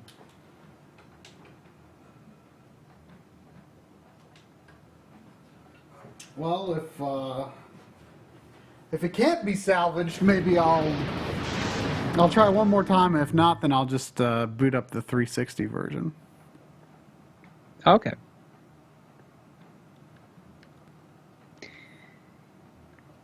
You're thinking about getting a blinking light win.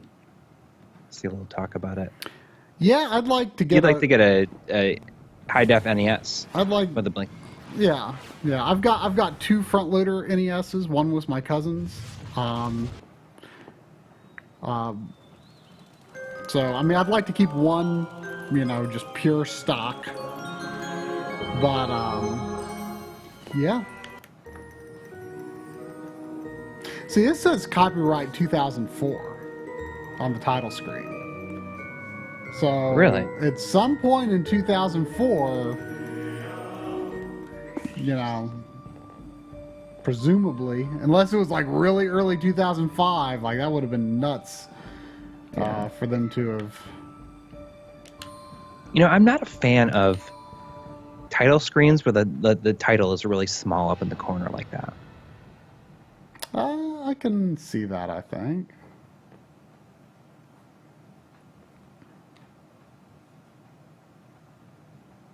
It's like, I don't know, it feels cheap, I guess.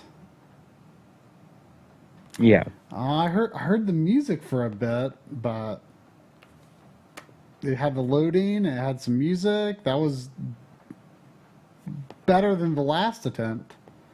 Should I try one more time, or should I just play the 360 version? It's not going to crash your stream, is it? Because I have been having that issue. What? Yeah, what was the issue you were having? Where if I switch my video source and it's on screen, it'll like crash it'll crash it. It's weird. But I wonder if it would do that in OBS Studio. Oh, you know what though? I would have an issue unless I could change If you switch scenes to when it's not receiving a game image. I've never had that issue. Oh. I've never had that issue. Well, it only started with me recently. My only issue is that I would have to change my Xbox 360 system settings to 1080p. Because I want to capture Kameo in 720 because that's what it is.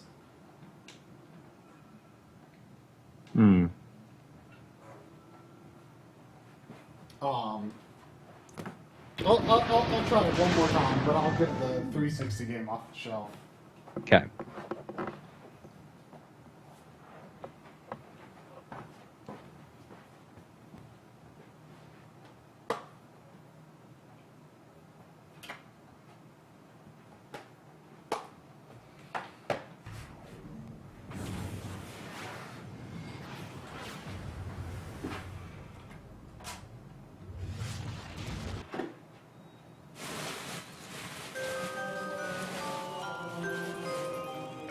Is there a save other than the quick save?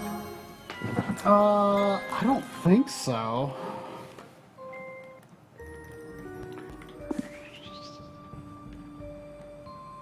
I don't think so. Ah. I mean, I guess, I don't have any batteries in my Xbox controller, my 360 controller. So if this doesn't work, then I'll just show the beginning of the game. Okay. But I'll give it one more try. Yeah, I mean, I don't have a lot of time left anyways. Yeah.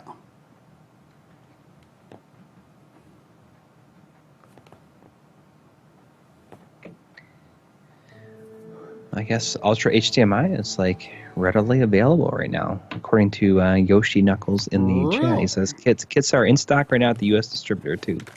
That's nice. Yeah, that's a pretty big deal. Because it's been, over a year since it came out, and it's been almost unobtainable for a year, though there have been brief times. Yeah. But both the high def... Oh, he's saying no. He's probably talking about... Maybe he's talking about the high def NES. Well, that's a similar situation, or has been. Yes, but now they ordered a ton of them. Okay, Ultra HDMI is out of stock. But it had some large availability recently, I want to say. Yeah. Game Tech had a whole bunch.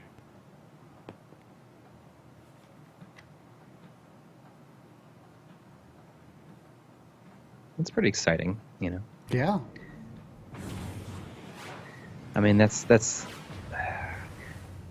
What mods do you feel like you need to have left to get done? Do you want to get done? Highest priority right now is PC Engine. Right.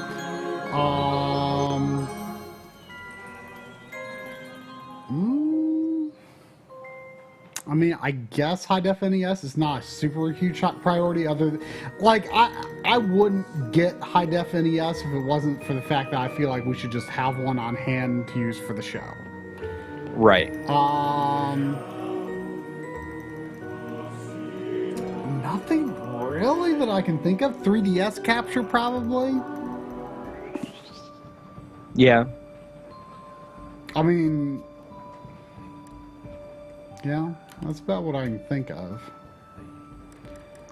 Let's see what I got. I mean, Ultra HDMI, I will eventually like to get it done. It's probably my lowest priority right now.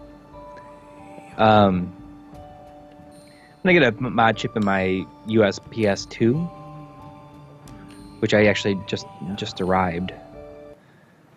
And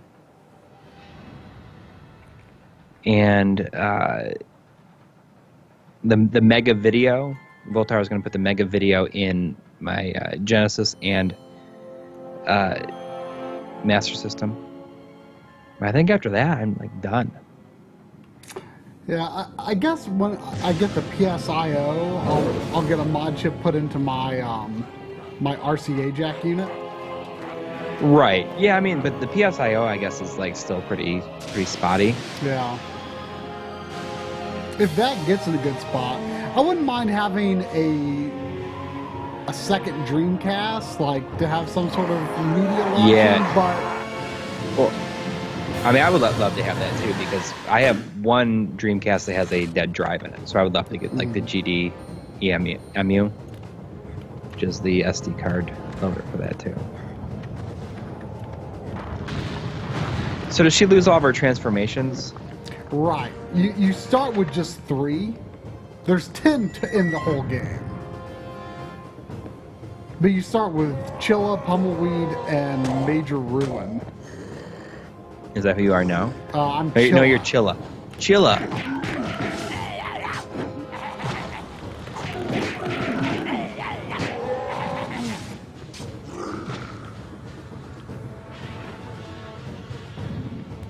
Oh, the vertical camera is not to modern inversion. You just realized this? No, Oh, you can change it. I changed it on my other file, but You know what? I'm glad they allowed you to change it, because like Nintendo games did not allow you to change it for a long time. yeah. And Yeah, that like it's it makes hard to like go certain back to games. a lot of GameCube games now. Yeah. But at the time, I was all about that. Yeah. I was all about that because, especially horizontal. But the problem is that modern games started sort of blending shooting controls with camera controls. And it's so hard to mentally switch that inversion on the fly, because I was all about non-inversion for aiming, except in a very few games. Like, to this day, I still prefer inversion for vertical inversion for aiming in like Resident Evil 4 and 5. But the thing is, like, who would do horizontal aiming inversion? That makes no sense, right? But I was all about horizontal inversion for camera controls, because my logic is my logic is, you know, that it's like a camera tripod, right? You push the tripod handle left to pan right and push it right to pan left. So horizontal inversion always just made perfect sense to me, felt totally natural. And then I played Uncharted and Infamous, and I had the hardest time, you know, because in those games you like seamlessly go between aiming and just moving the camera control in a third-person perspective. And I just could not, like, I didn't like the fact that, whoa, that troll just like skidded across the floor and I didn't even see where he came from. That was weird.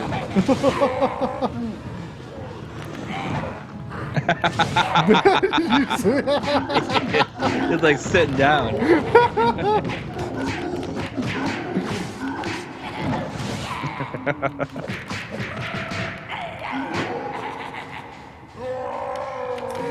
You know, I think I'm at a moment like that right now. There's a lot of times in this game where, like, you've completed the objective that lets you move on, but then enemies are, like, endless, so you just need to move on.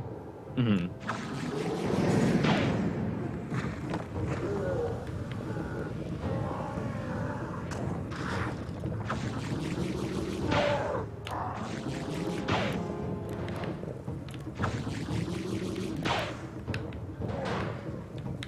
Now I'm like thinking about that magazine stream. That would be a lot of fun. Yeah.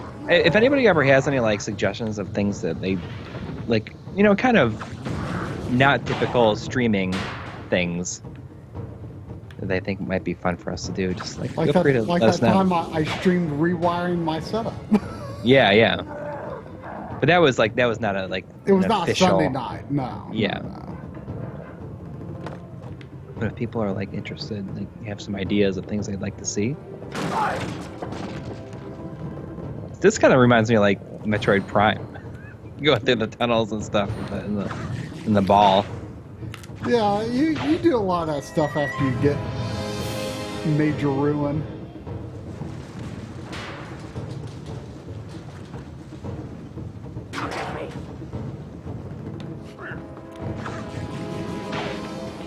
If you'd ever stream a PC game, I'd recommend the classic Half-Life. Classic what? The first Half-Life. You know, I finally got the PS2 version of that a few months ago, which is like, I kept putting it off because it's like more expensive than I think it should be. It's like 15 or 17 bucks, and I feel like it should not be that.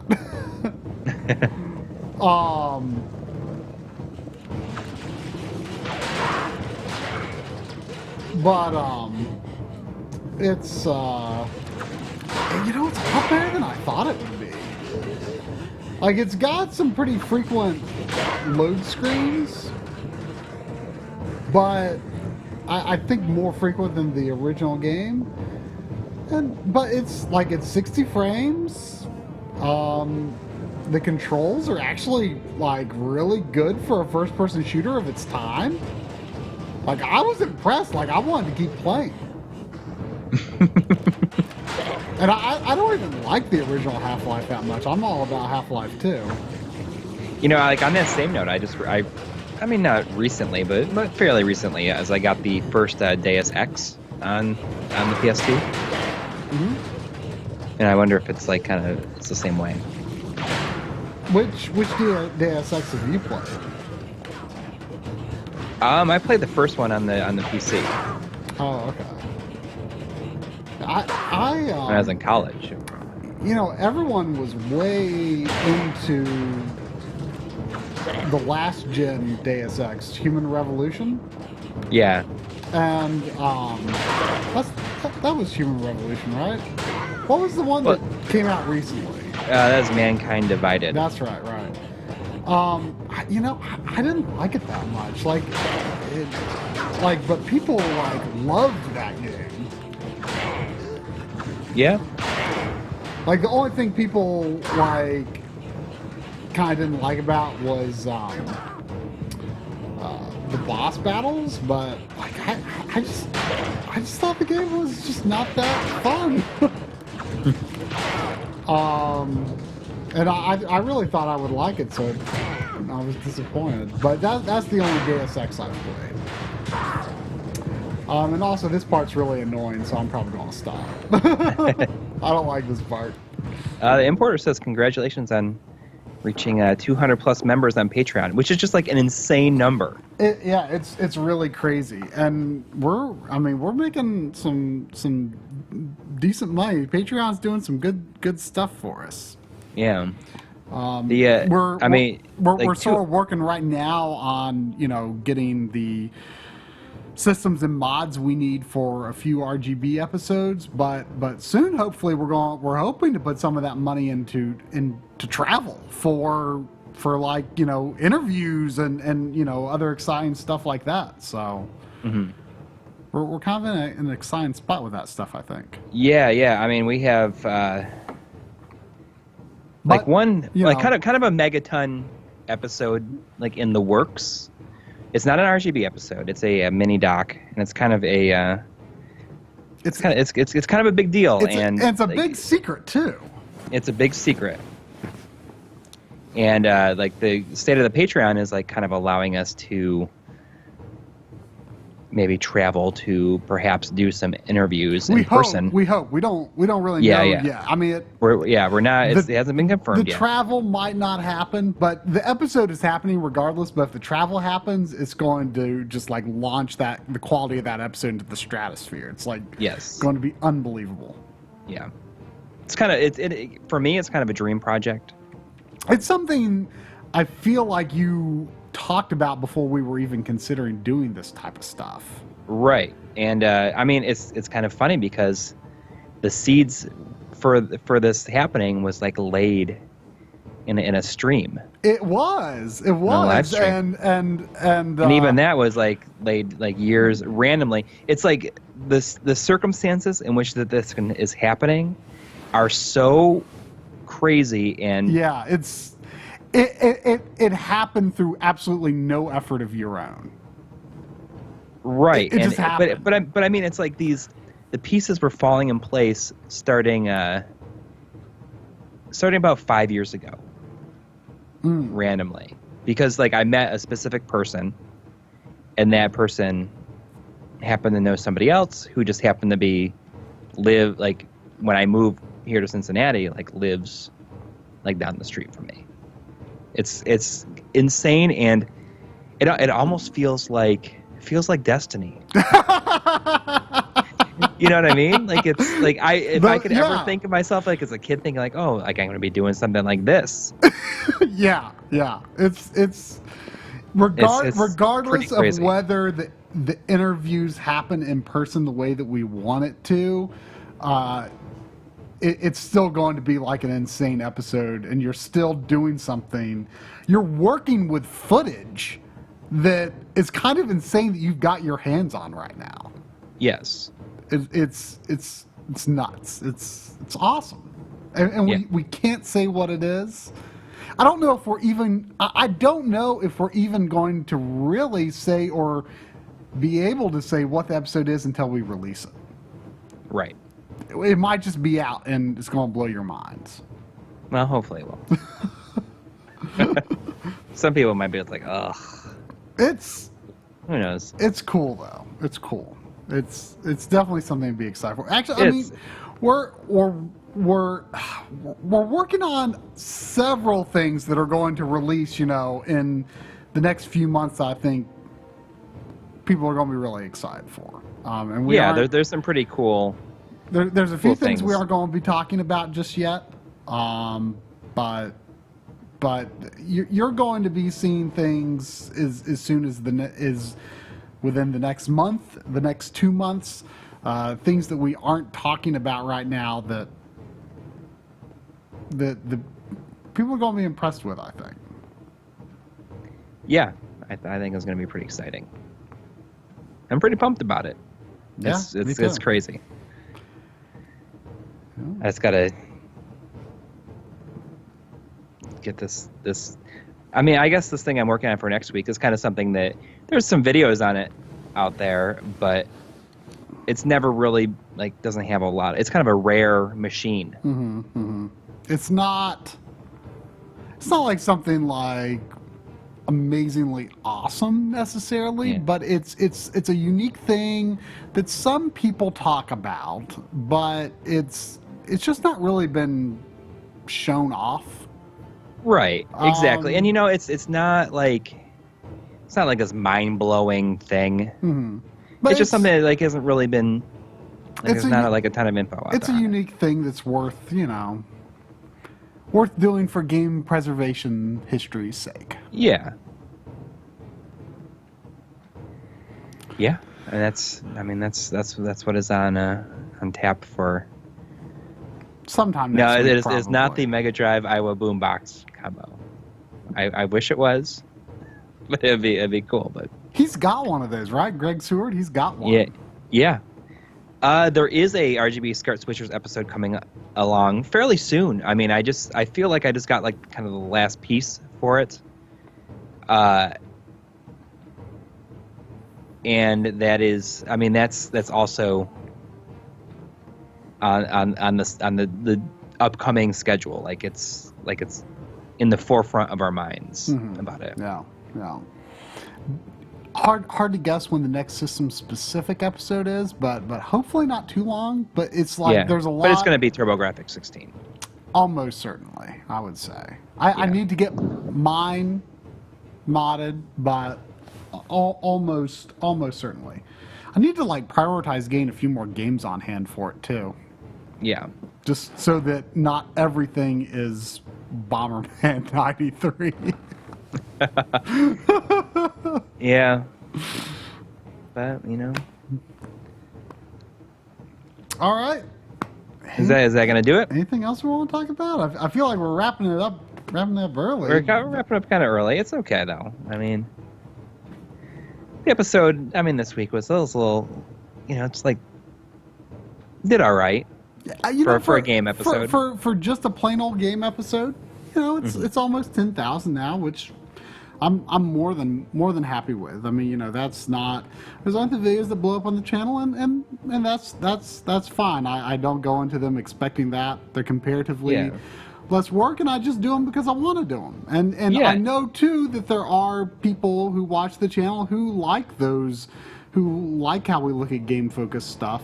We feel like our sort of tech episodes are kind of like more the priority because we know that's what people are really expecting out of us, but that doesn't. And we have a lot of fun doing them, but like game episodes we kind of view them as like kind of like a downtime. Yeah, where we can sit back and just like play something we want to play and talk about. Yeah, and a lot of times in the episodes that we've like dreamed of doing since the beginning, like, I really want to look at that game, Yeah.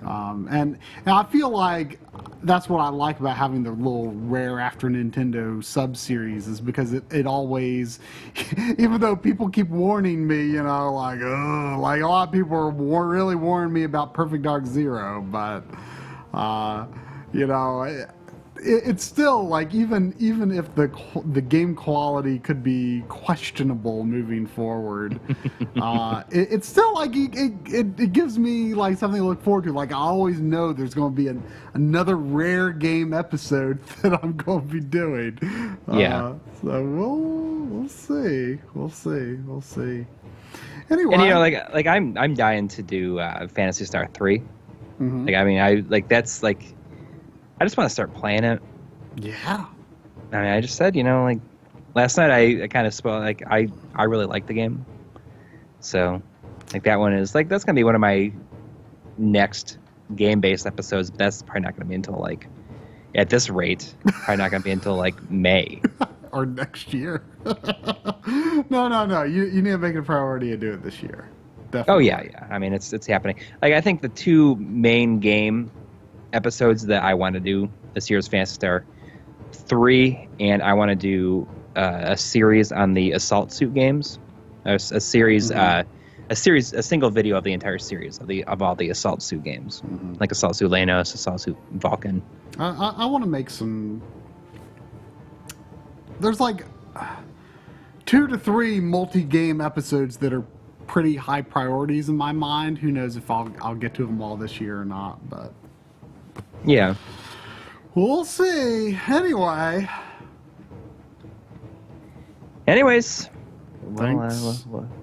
Thanks for watching, everyone. Thanks for watching, and we'll see you next weekend. Later. Good night.